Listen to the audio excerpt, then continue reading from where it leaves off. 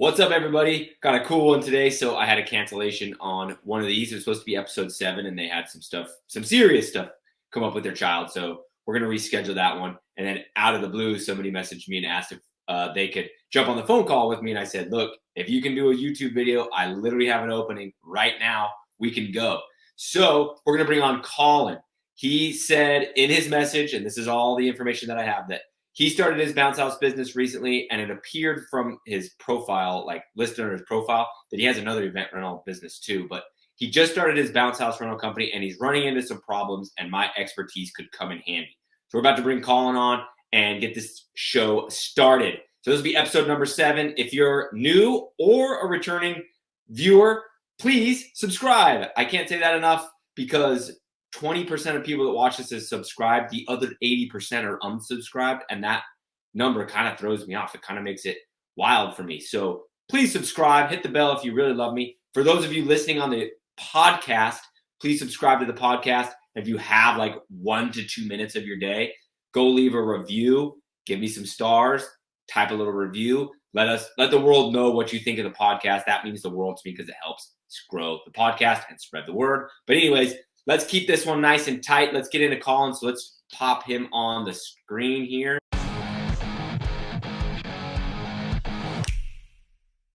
There we go. Right on, man. What's going on? Hey, so first thing I want to address the elephant in the room. Right. My business name is very similar to yours, and I did not realize that until later. There you go. Oh, So, there you go. Woo! yeah. But we're in completely different locations. So That's totally cool. I'm not worried. There will maybe come a time and place later down the line where I've got to worry about trademark and all that. But as of right now, you know what I mean. I'm fine. So, yeah. So you have some impeccable timing, dude. I was literally supposed to be on one of these with actually two. It's a company that was co-owned by 2 women, and one of them, I don't know what happened. I just got a picture of the kid had massive stitches in the back of their head, so they had to reschedule. And then you sent me that DM, and I was like, bro, let's go. Let's not waste this day. So let's jump on here. perfect. Cool, man. Yeah, so I'm having issues with a couple things here. I switched over to IO. I was using Square invoicing because that's what we used for our escape rooms for years. Um, and I'm having a little bit of an issue with like setting it up. And I've worked with like their team, but I guess like this isn't so much an IO question, but I'm trying to figure out, is there a way that you can sorry, I'm gonna call. Is there a way you can set up the software will know when you like when the bookings are? So like, for example, if I have someone that books at like 12 o'clock, right? That's like the actual time for the booking. Is there a way that if I have like additional bookings that day, it knows to automatically stagger the drop off times? And if not, what do people usually do to stagger those drop off times so the customer isn't like, oh, hey, we thought it was going to be, at 10:50 or 10:40? Right. Like, how do you communicate that? Like, what's the best like plan? Because up until now, I've only had like one at a time, but this weekend I was 80% booked. So That's good. That's a good problem to have, right? So we have like our biggest weekend that we've had all year coming up this weekend, and the timing is good because it's gonna get us ready for Easter and the flow for Easter.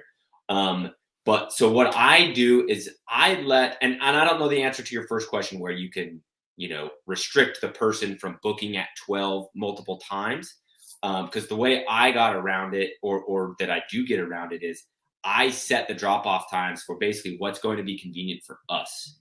And so, do you use the drop off planner, the route planner that's in IO? I'm having a rough time figuring it out. Like I can see on the map that it shows you like the locations it's supposed to like drop off at. But I can't really figure out how to get it like further than that. Okay, so let me see if I can share my screen. I'm pretty technologically savvy, but I'm also busy, so I don't play with this stuff much. But I know I can share my screen. Let me Do you see. allow for, I'm sorry, Oh yeah, you're good. You're good. Go ahead. do you allow for people to book like completely through your website, like Don't automatically? Yeah. Everybody books automatically through the website. Cool. Okay, so this is gonna work good, dude. Now I'm stoked. Okay, so I've got this set up for. Let me get to. So this is for tomorrow. So let me get to Saturday, and mine's already auto loaded for Saturday. So this is what mine looks like for Saturday. Okay. Now I'll explain through this. Let me do this.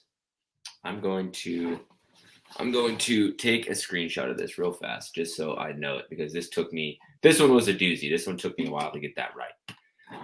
But then, for the sake of this video, what I'll do is reset that bad boy.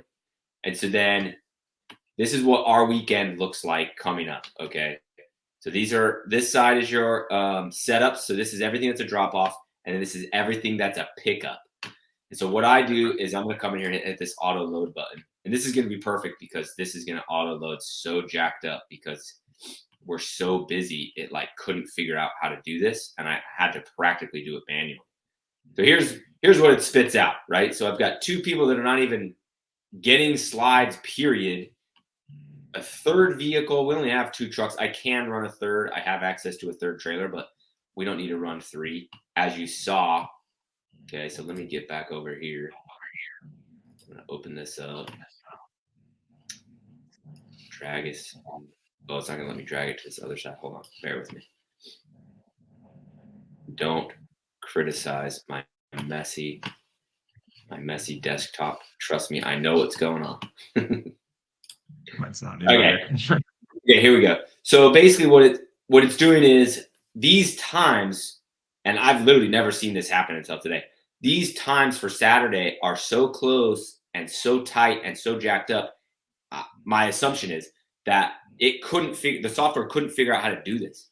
And so what I do is then I come up here and you're looking at the Google map. All right. I always zoom in. And then this gives you a better snapshot. So we have one way the hell up here, but then everything else is concentrated here, which is the norm. Okay. And our warehouse is like right here, right by this number 7 is where the warehouse is, or the storage units. And so then what I do is I come in here and I'm going to cheat. I'm looking at the other picture I just took a screenshot of, but then I just drag these around and get them where they need to be so I can. I don't know why this is scrolled over. There we go. So I can make this whole day happen properly. Okay. And so I'm going to do this. Gotcha. So this is an event with 2 slides. And then we go to Jonathan. Yeah. And when I do this, I'm just looking, I start scrolling these around, right? And you'll notice when I pick it up to drag it, that pink line right there is saying that's where you need to start setting up in order to make it in time. So your inflatable is set up in time for the rental. Okay. Isn't it auto calculating travel times in between those locations? Yes. So you see how Okay. long this one is? It's because this Yeah. drive is longer. If I drag that out of there, it shrinks because this drive is shorter. And so Gotcha. it knows. Okay. Yeah, so it knows. And so then what I do is I come back up here and start looking at the map, and a logical route for truck 1 is 7, 5, 4, 10, 9, and then a logical route for the other truck would be leave the warehouse, which is here, go 2, go way the hell up to Folsom to 8, then we'll come down. 1 is actually a Friday rental. That's a 2-day rental. So that's not a drop off, but then hit 6, 6, 3, and 9 or something. But because of the times that these people have on their bookings, we can't do that. So then that's when I start dinking with everything. And so let me get this finished and I'll show you kind of how I do it to this person. Right. So this is a good opportunity to show you this. So Katie Jensen, she's a regular client. She's rented, I think, 2 other times from us, or at least 2 other times I've dropped off something at her house. And you click this and it says she rented the slide from 7:15 to 7:15. That's a weird time to rent. But that being said, anytime somebody rents over 6 hours, which that's 12, they are paying extra money for that longer booking because it's harder to get it there. So 99% of the time, I just set it up to get it there at 7:15. I almost texted her to ask her, hey, are you cool if we come a little later, but then I was able to work it all out. So if you notice, right, that pink line's right there. So that says in order for us to have her castle set up by 7:15, we have to show up at 6:30 a.m. But the off chance that she wants us to be done setting up at 7:15, I've noticed that most people want you to start setting up at 7:15, right? So I put us Gotcha. getting there. I put us getting there at 7, and this will be truck 2. So this is going to be Jacob. It's not going to take Jacob 45 minutes to set this slide up because I know the house, I know the layout. He'll be able to go through this. This will take him 30 tops, right? So I know he's going to be quicker than this. And then we go, let's see, and then I'm looking at my picture. So then I put it to go here. Then this is another one where I kind of cheated. Oh, pink. Okay. So this is another one where I kind of cheated.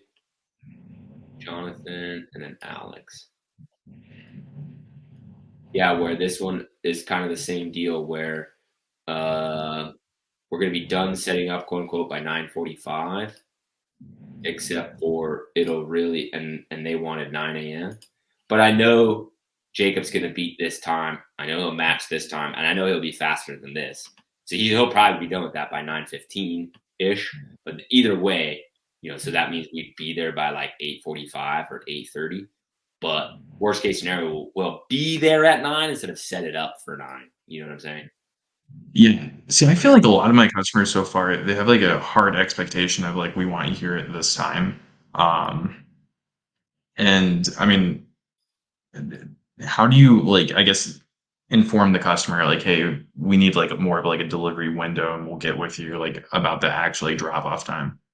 Yeah, I mean, you could put it in your contract. Obviously, not everybody reads that contract, but I've been surprised since I got with IO how many people actually do. But you could put in there, we start our drop offs at 7 on Saturdays and we end them at 12. If you need an early morning drop off, please let us know, but you'll be in that window somewhere, just to kind of set that expectation for them. But I'm a people person, so I would rather just call them. You know what I mean? Call them or text them. A lot of people like text if it's a short thing.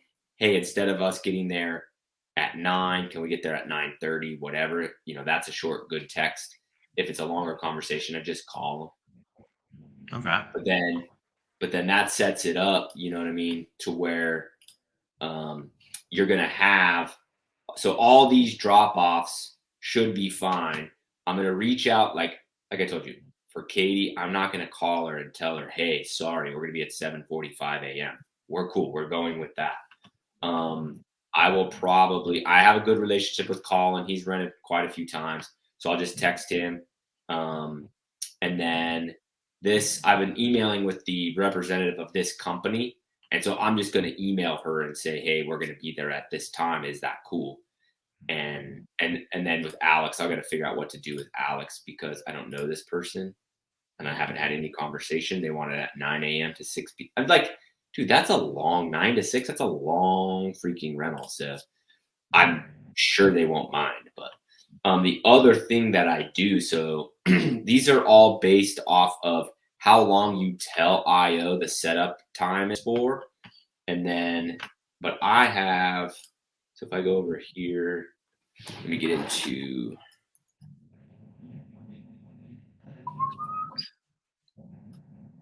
If I go over here, I have my drop schedule and this is shared with everybody that works at the jump off.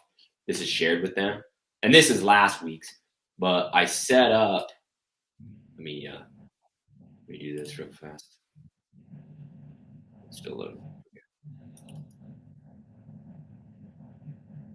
I'm gonna delete those so you can't see people's stuff.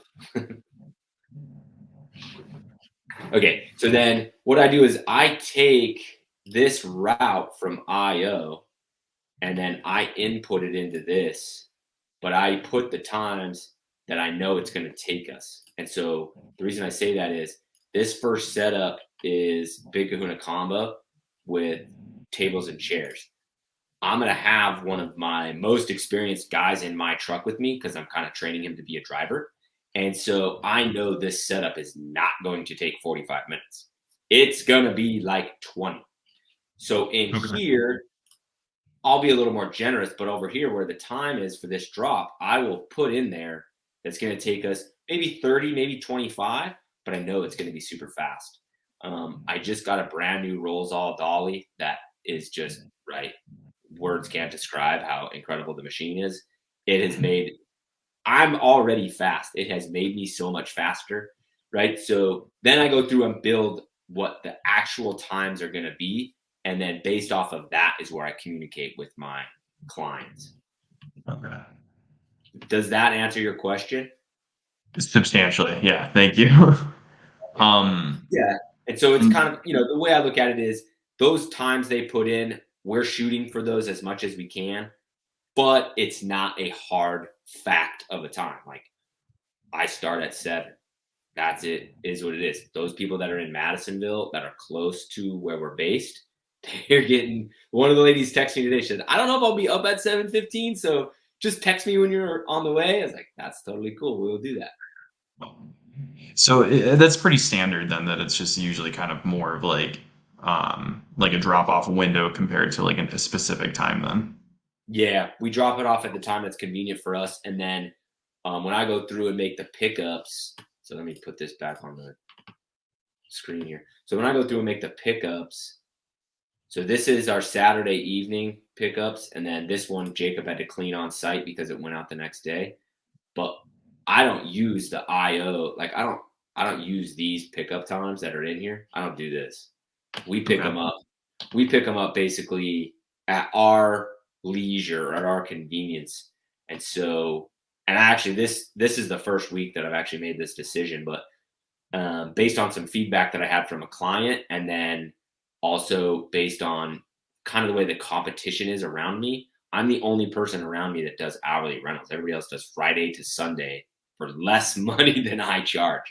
And so this week, where actually is the first I'm going to kind of experiment with this and test this, but I'm going to move to where we're not going to get anything on Saturday night unless it's rebooked on Sunday. That way, quote unquote, everybody gets overnight for free whenever we can. And Okay. so, yeah, and so all these pickups are, like I know for a fact this one, they had that rented till 9 p.m. and I picked it up at, almost 10 a.m. on Monday and they had it until 9 p.m. See, it says right there, 9 p.m. the day before. Nice. The weather would play a fact into that, of course, right? Yeah, if you're getting some crazy storm that's coming through overnight, we will, I'll just tell everybody, I try to avoid picking it up early as much as I can. I've done it one time, and literally it was my one bad review I ever got. Yeah. So, but in the case of like, so when Hurricane Ida came through last year at the end of August, I mean, it decimated everything everywhere around us. Every company canceled all their rentals but us. We sent everything that the people wanted. The storm wasn't coming through till Sunday night, and hurricanes are weird where the day before is always beautiful. And so Saturday was incredible weather. We ended up only sending 4, but yeah, we went and picked all 4 of those up that night just to be sure we had them picked up by Sunday. But yeah, so if something's going to happen, again, it's at our leisure. So a storm's going to make our lives harder. We're going earlier. And then kind of like I guess is a good transition to my next question. So we're by Chicago, which is nicknamed the Windy City. Uh, and I've noticed like so this weekend I lost a good portion of my bounce house booking because of the wind. And I'm probably gonna have to cancel a couple more. Um, but is that just sorry, I'm reading my notes. Um, I guess is that just kind of a loss that you just have to kind of like take, or I've heard of Yeah. somebody. I guess I'm sorry. Go ahead. I heard of somebody talking before about like trying to find like indoor venues to like recommend to your customers instead, and I thought that was a great idea. Um, but like, how do you keep those customers? Because it sounds to me like it's pretty standard that if it's like we're canceling, we're gonna try to get you to reschedule. But if we can't come up with something immediately, then we'll just refund you your money.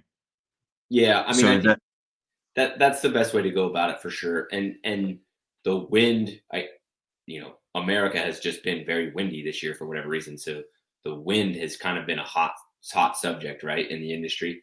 And so some people, if that wind is predicted to get to 15, they freaking cancel everything. Other people, go by the recommendation of the unit, which is 20. There's people that argue gusts of wind over sustained winds, et cetera, et cetera, et cetera. Right. I don't know if you saw the video recently. I want to say it was in Chicago, the bounce house, right? No kids were on it, but there's a ring video of the backyard and the freaking bounce house is going 15 feet in the air, twirling. It's crazy. It was a one of those like private ones, right? It Or I non-commercial. watched the video multiple times, and as the blower goes by, it's really quick, but it looked like a HW, like it looked like a commercial blower. It looked like a real deal slide, like a real deal bounce house combo, Yeah. like a modular combo. And the modular one I have that is similar to that is substantially heavy. You know what I mean? So Yeah. when it comes to wind, the 15 to 20 mile an hour, that's your cutoff, that's your threshold, and then you got to go with what you're comfortable with. I've literally never canceled a single booking ever in the history of the jump off. That being said, this week we had 2 days. It was Monday and Wednesday. We were clean. My guys were cleaning all the slides, and we had to stake them down for them to clean them. If either of those 2 days were a Saturday, we probably would have had to cancel. The Saturday before that, or maybe it might have been 2 weeks ago, was right. I mean, it was where like I didn't sleep very well that night. I kept waking up and checking. It was so windy, so windy.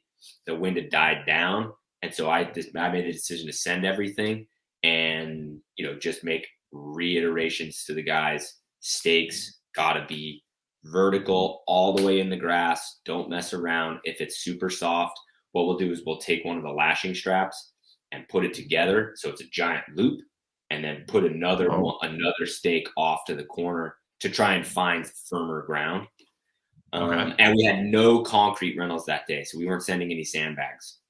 So if we would have had any sandbag rentals, I would have told them they're moving to the grass or we can't do it. Yeah. Yeah, and so on, my history, I grew up in retail sales, mall-based retail sales, to where you have events, power outages, hurricanes, etc., that close your store, and you have to take an L on that specific day or days plural, and then next year you have a free day, as we used to call it, where you have a $0 last year, and so for better or worse, it all comes out in the wash eventually. You do lose revenue for that day or that weekend, but it's just not worth the risk of putting kids, in danger for Right. $180 or $200. If you can move them indoors, I think that I saw that same post. I think in probably in the Party Rental Knowledge group, and I thought that was a great idea. How many people are going to have access to one? I don't. I think it's probably very few. But shit, if you can save one, or if you have any that are low, like I have one toddler unit that's really low. It doesn't have a top on it. I mean, and the sides are 4.5, maybe 5 feet, but probably not even 5 feet. It fits in a garage. I've set it up in a garage before. So you could talk them into that unit, or if they have that unit, you could put it in a garage. You know, Perfect. Okay. Um, my next question is cash. I get a lot of customers that are requesting to pay cash, probably more than 50%. Um, whether that be some of them will put the deposit in, like pay like half up front, but then they'll want to pay the rest in cash. And I don't mind as long as they do deposit. But I've come into issues where I'll get a cash customer that wants it for the weekend, and then as it gets closer to the weekend, I haven't heard anything from them, and they haven't signed our waiver or a rental agreement. And then the day before they cancel, and then we just lose out on that weekend. But I'm kind of hesitant to turn away cash customers because it sometimes works. I've right? also found that when people are paying you cash, they tend to give you a little bit more too.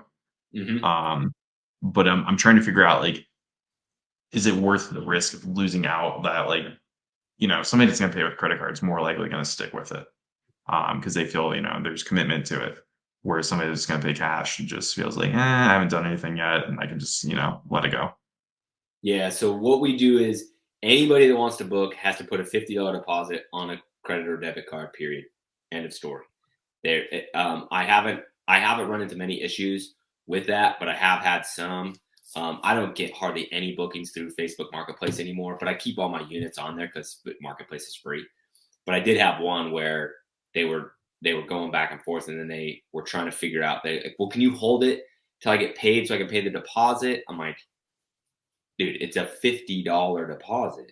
Like if you know what I'm saying? So not trying to be insensitive to the situation, but I just told her the deposit is there to rent the slide and make sure the renter is serious about renting it. I don't want anybody just kind of dibsing it.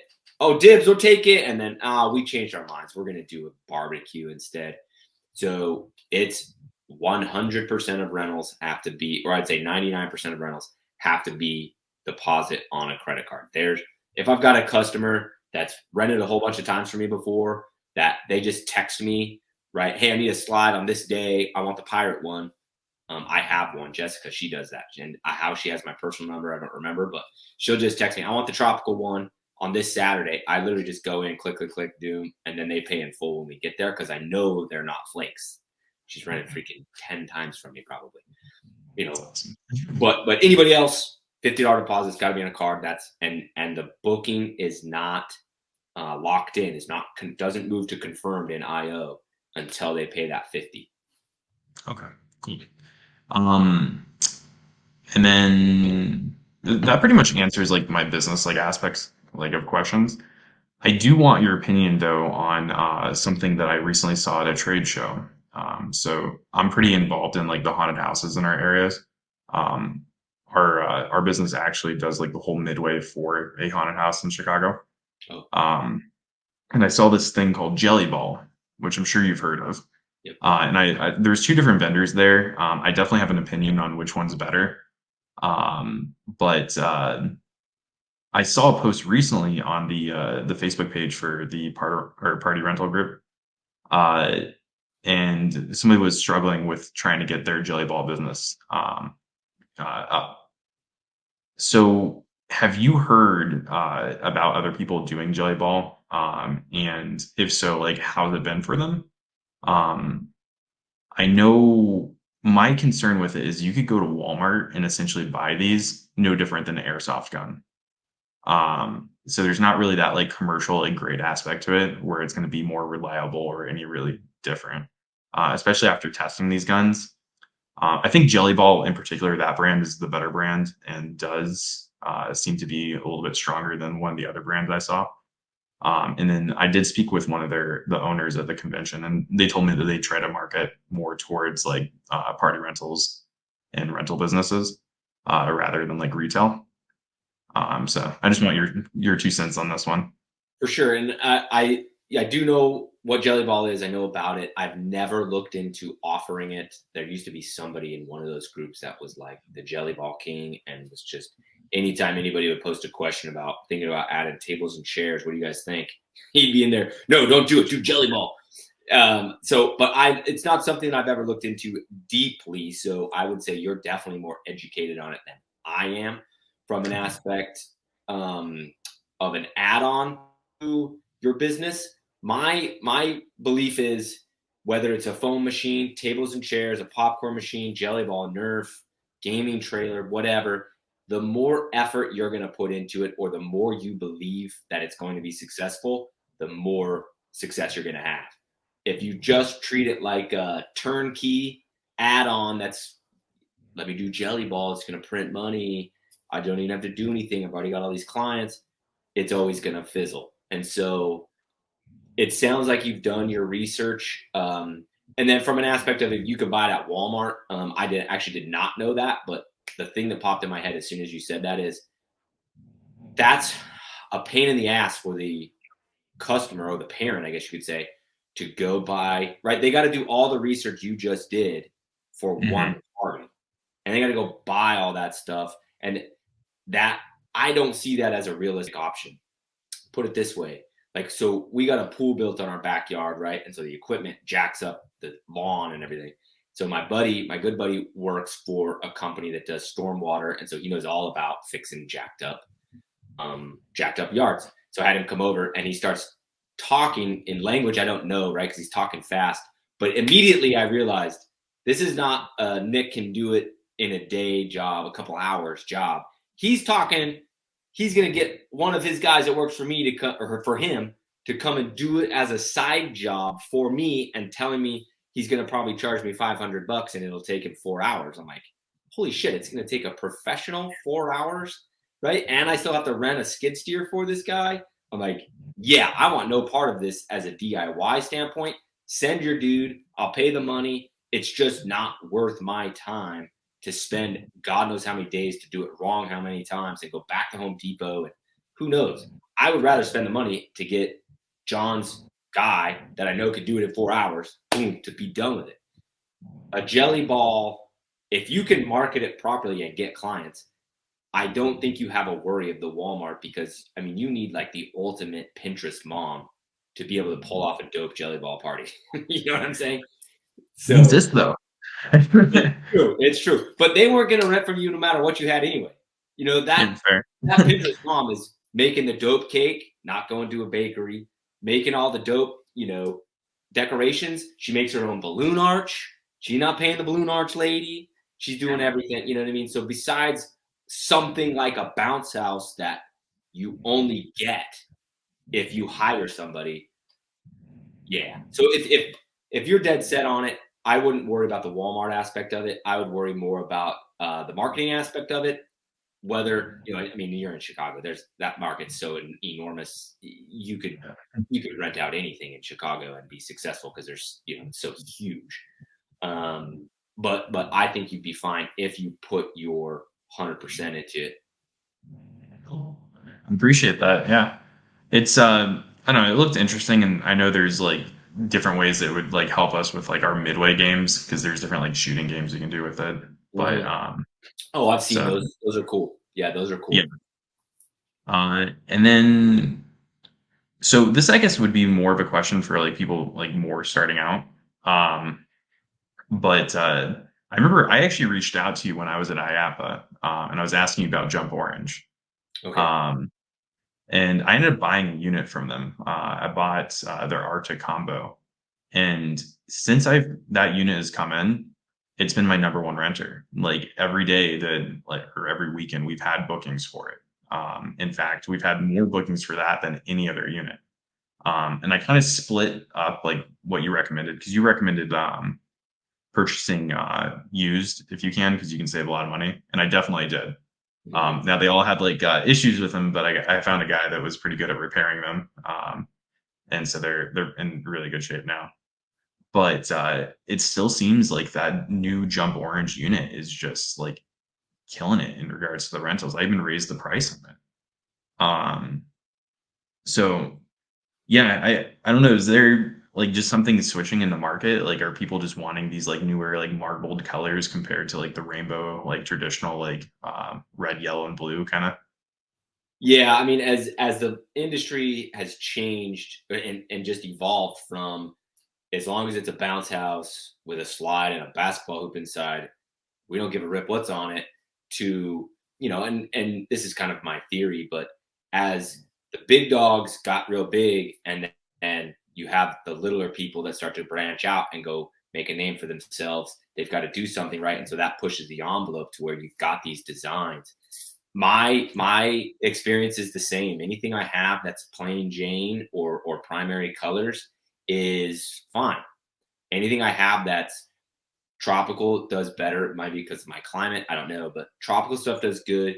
And then last year, I bought on a whim. I bought a brand new HEC slide 18-foot tiki plunge, and the same thing. I mean, it just was bananas. I had it rented Friday, Saturday, and Sunday at 3 different locations.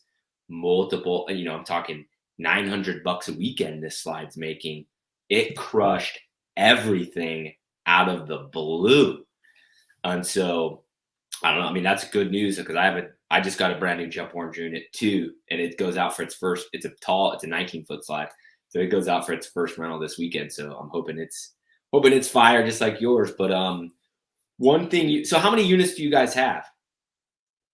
We have six, but one I'm getting rid of. I bought it blind. It was snowing the day, so we couldn't get it open. And then when I got it open, it was in horrible shape. So I'm like, no, Got I it. need to get Okay. rid of this. Okay. So at six, you're probably doing the right thing where you're going to buy a jump orange unit. Now you're probably going to go buy one or two jump orange combos next year, right? Because you know the history of that one.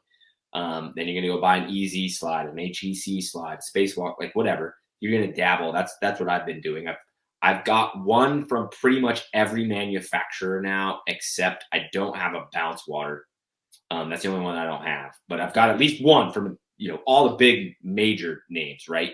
And so then this season, and I'm at 30 units. Okay, so as this season goes through, IO does a great job of keeping track of what every slide makes, so I don't have to worry about my spreadsheet anymore and all that. But so then come end of the season, we'll see. I'm just kind of waiting for the market to kind of normalize too, because everything's just bonkers right now with low inventories and high prices. But so going into next year, I'm going to start buying multiples. What that means is I'll have a great beat on what brand, what style, etc., is going to do the best. So then next year, I'm not going to go buy one or two. I'm going to buy three purple 18-foot purple crushes. I'm going to buy three, jump orange. Like the jump orange I have is a 19-foot titanium. So it's like next year I'll buy three of those. So you start buying a little bit narrower. Your depth comes in the same unit multiple times. So that way, when you have a hot unit like you have three. I mean, imagine if you had three of those things. That'd be awesome. Yeah. And so there's people that buy multiples that are much smaller than me. They start buying multiples, 4, 5, 6, 7, 8, 9, 10 units. It's just not something I've always just wanted to be diverse. It's just, I don't know, I guess it's my personality, but next year I'll go deep where it's like, if Tiki Plunge does the same thing this year that it does next year, I may go buy another one going into this year because it did so freaking good. So I'll have two. We'll see. But instead of buying another one of those, I bought a 18-foot purple Hurricane, right? We're right by LSU. Freaking purple's a big deal. Yeah. Yeah, but just keep tabs on it, and then once you notice whatever that tropical theme or whatever theme starts doing well in your area, you kind of know. Oh, you'll go shopping and be gravitated towards it anyway. They'll show you something, you may, Andy, you don't have tiki, or you don't have yeah. Cool. Perfect. And then, so I actually, while we were talking, I thought of another question. I need to get a trailer. So right now I just have Ford F-150. I have numerous trailers for my escape room business, my axe throwing business, and all that. We've never had to worry about weight carrying though for those trailers because everything we've built in it has been pretty light, right? Oh yeah. I've noticed the prices on trailers have skyrocketed. Um, I bought a enclosed cargo trailer that was 18 foot and 8.5 feet wide and 8 feet tall for $3,700 about 4 years ago. That same trailer now is about 16,000. So, and that's just with like the pure basic like chassis and like the lowest weight class it could be, which I don't even think would work for the bounce houses.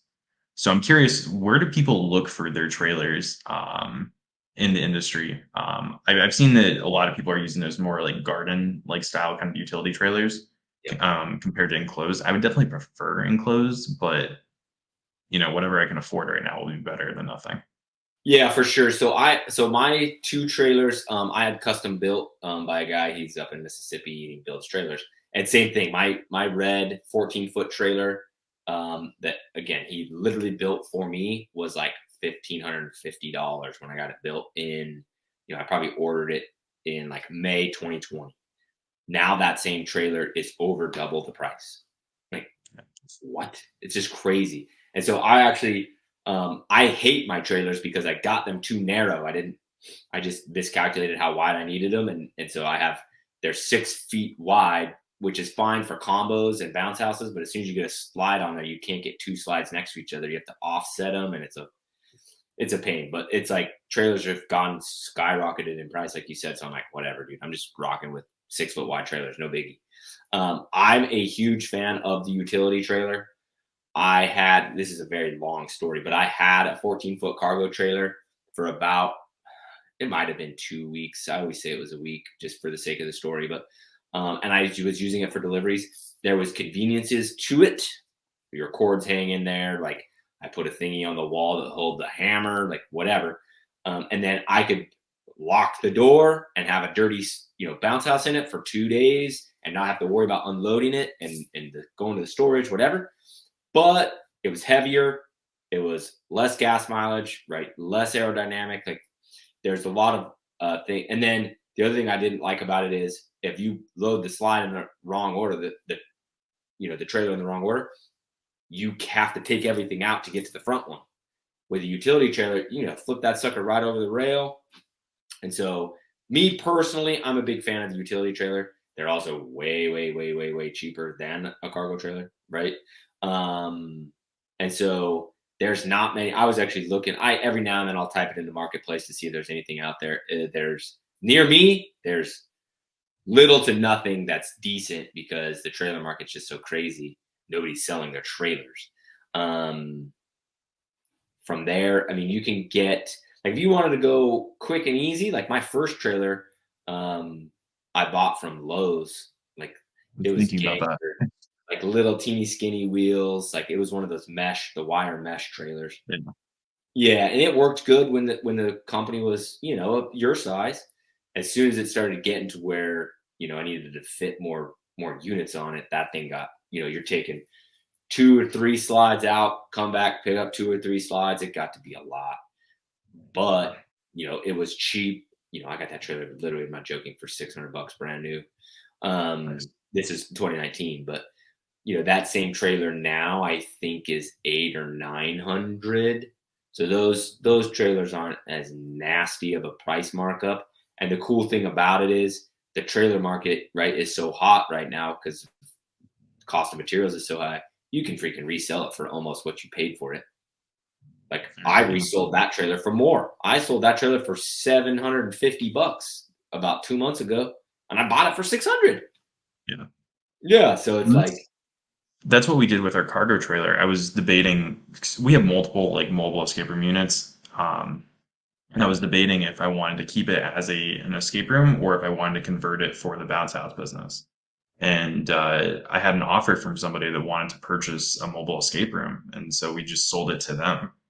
Um, I didn't realize this how expensive trailers were at that point, though. So like, kind of wish I had marked it up a little bit more so I could give myself a replacement. We still did well, but it still wasn't what I need to replace it. right. So, Yeah, I mean, but but yeah, if you're like the way I do business is I like my business to pay for my business. We haven't, aside from the first 3 units that we bought, kind of long story, but aside from those first 3 units we bought, right, we bought those out of our quote unquote personal checking account. After that, the bounce house business basically has paid for itself all the way up, and and now it's making a lot of money to where it's totally encompassed in itself. It pays all of its own bills and all of its own expansion. But I've liked to be able to do that from jump. Like it was a long time ago, but I may have bought that trailer from Lowe's. You know what I mean? Right? Because I didn't have a business account back then, so I put it on my personal debit card or whatever. But had money coming in from the slides. So if you want to go that route, just get something small and humble to get you by. And that's always been my personality as well as my wife's. If you're not and you want, like, right, because if you're going to scale this business, a 6.5 foot by 14-foot trailer that's a dual axle trailer is going to be yours for 10 years. Just go freaking buy one and just cry once, buy once. You know what I mean?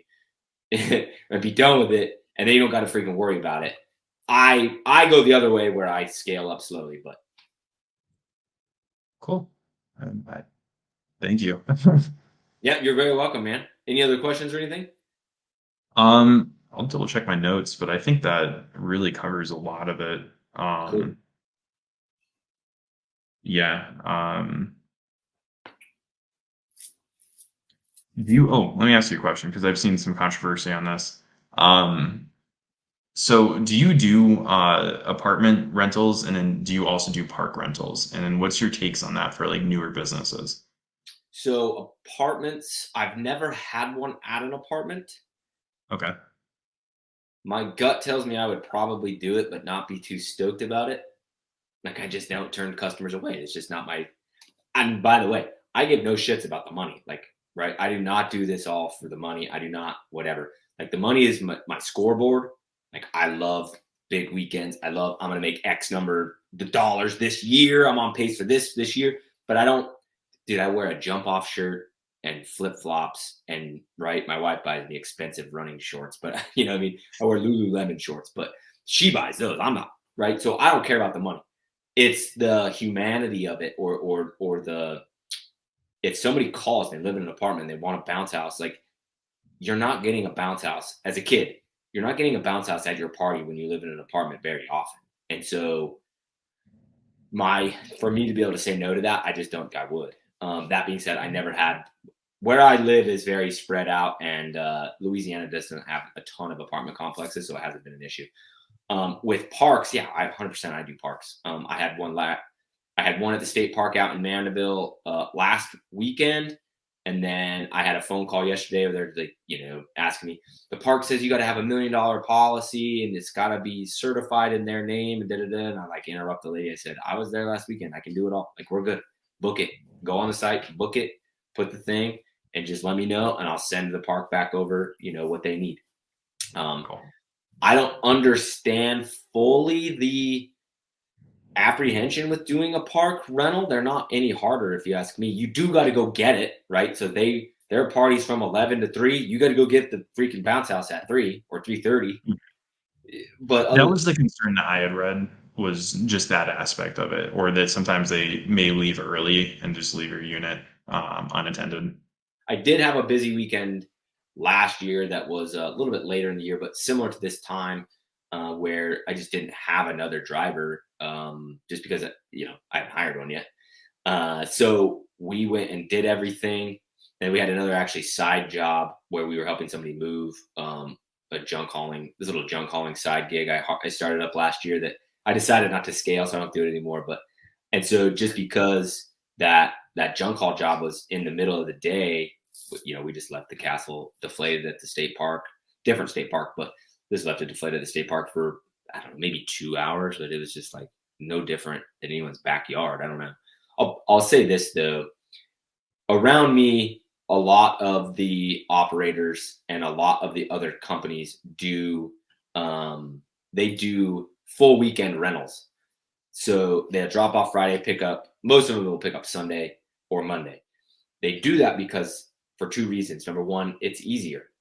You don't have to track things. You don't have to worry about pick up on Saturday night, drop another unit on Sunday, right? You make less money, but it's easier. The number two reason they do it, they're side hustlers. They have another job that they're focused on, and then this is their little fun little side gig, right? Passive income, hire some teenagers, whatever you want to call it. Me, I'm obviously different, right? I'm an entrepreneur by heart, and I'm out to dominate the world. Like that's what I want to do. So I'm going to do it the hard way. A park rental, I suppose, is a little harder. So if you just say no, it makes your life easier. But again, I'm not out for easy and stress-free, sit in a hammock drinking a Corona while my guys are out working. You know what I mean? I'm in the trenches with them, shoulder to shoulder, trying to build the biggest business around, and then the biggest. Like I want to be the biggest. I want to dominate everybody, like from a loving standpoint, right? But I'm just competitive. I want to win, and so hell yes, I'm doing park rentals because it's not that hard. Perfect. Cool. Then yeah, you gave me a lot of information here. I really do appreciate it. Yeah, Thank you for you're being very so welcome. responsive too. Yeah, like I said, you kind of hit the lottery there. I had the one got canceled, and so I mean I have stuff to do, right, and I was doing that stuff. But then when you DM'd me, I was like, man, I'd way rather jump on and help somebody out. So it was perfect timing. Well, thank you, man. And seriously, I'm sure you'll probably hear from me again, but you gave me a lot of information here that I'm going to go and start playing around with. I didn't understand that that's how the delivery tracker worked. So that alone just kind of like blew my mind. I'm like, oh, that's awesome. Like you can do that. Okay. Yeah, and I thought it was all, it's about to change. Let me get back into I it. don't know. It's about to change. They're updating it, right? So this is the one piece of inflatable office that's a little antiquated. Everything else is slick and awesome. But yeah, I mean, so you can put this over. You can scroll this over the number, and it shows you the address, and then I'm gonna save, and then check this out. I don't want to show anybody's address, so I hope it doesn't. But you hit print, and then I always tell it to take that off. And so then here's all the contracts for the whole entire weekend, or for the whole entire day. That's all Saturday. And so then what I do is I then print it, and I print each one, and then we use that in order, right? So I'll put truck 1 in order, truck 2 in order. The customer doesn't need that. They're all signed already, right? As you know, right? They're all electronically signed right there. Boom. So it's just for our usage basically. And then what I do when the drops are all over, I get, I take mine and they go in a pile, and then I take the other trucks, and the guys write on there where it says balance due, like 133, whatever. They write how they're paying, right? So they paid a check. I know there'll be a check pin or a paperclip to it. They say cash. There should be cash paperclip to it, or we have a clipboard that closes that the cash goes in sometimes. Or they'll say charge card on file, and I know I got to go back into IO, boom, click the button and charge the card. But I used all those contracts. I write what time the drop is, all that good stuff. I kind of use those as a tool to help them out, and then help me out, make sure everybody pays their bill, and kind of do all the accounting. Yeah, I was actually, when you were speaking, I was thinking about that too. So you touched on that. That's cool. Yeah, and Um, the update for that's supposed to be out. I want to say Tim said it was supposed to be out in May, or April or May, so it'll be out soon. So this video will be irrelevant here quickly, but I know there's a lot of people that have asked me for that, and so that's perfect that we just did that, because in order to do that on an alone video, I gotta, it's a whole video. That's quick and easy, and I can just boom send people to that. exactly. Cool. Well, again, thank you so much, man. And I hope you have a great season. And thank you for all your advice for all of us new people. You're very welcome, man. You're very welcome. You're always welcome to DM me anytime. I'm always there. I will always answer. Now, it's not always going to be good punctuation because I'm typing fast these days. So I'm getting a lot of them, but I still reply to every single one of them. So It's awesome. Thank you, man. cool. All right. Thanks, Colin. Take it easy, man. You as well. Have a good day. All right. Later. That was good. That was good. That was good content. I'm very excited about that one. So, anyways, everybody, thank you for watching. Please subscribe. You 80% unsubscribed watchers, please hit that subscribe button. Those of you on the podcast, do your thing. And then I didn't even talk about my Discord group, so I'm going to throw that at the bottom down there, Discord group. I have a Bounce House Entrepreneur Discord group that I started, that I'm in all the time, and it kind of crowdsources all the answers that people ask me. Everybody in there has asked me that question before, so it kind of crowdsources my knowledge, if you will. So jump into that Discord. There's a link in the description for both podcast and YouTube. Jump in there, one click, Discord. It's the future. It's like Facebook without all the drama. Okay, that was a good video. Love you guys. Peace.